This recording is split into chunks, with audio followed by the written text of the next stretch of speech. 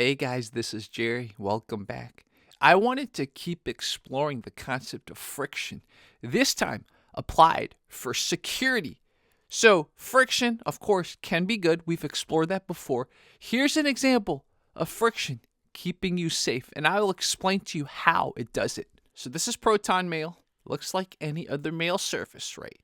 So, I have a password manager. That's why there's this thing. I'm just going to type in my password real quickly. So you guys can feel free to email me here, talk to Jerry at Protonmail. Now, obviously, you guys aren't going to be able to see my password, right? Let's sign in. So this is standard. In fact, when I first got Protonmail, it didn't even have this. So I'm not even talking about this type, which you would call this friction too, right?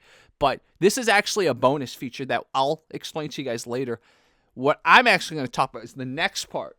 But let me just type in my code, and of course the code changes, right? Check this out. You see this? To unlock anything, you need a second password, guys. You need a second password. So now that I type in my second password, I can now access my email, guys. So you might now ask, why? Why would you need something like this? Well, let me tell you what happened once. One time, I believe it's called phishing. I'm just going to call it spoofing, but I believe the technical term is phishing or farming, one of those words, that replicated a website that looked a lot like my Protonmail login, and it got me to type in my first password.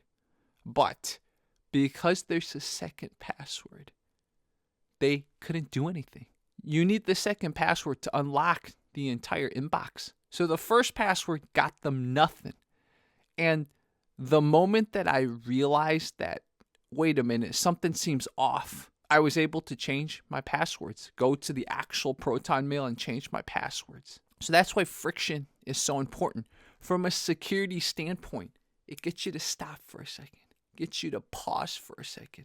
And after that incident, I turned on two-factor authentication on top of this two-password system. So now I technically have three-factor authentication maybe, but I have another layer of friction built in to keep me more safe. So out of all my emails, my Protonmail is the safest. And it's funny because I use it mostly to talk to viewers, which I guess is good because I love you viewers, but who knows if there's a crazy one, right? So got to take extra precautions. Anyways, guys, feel free to talk to me. Feel free to email me. Talk to Jerry at protonmail.com.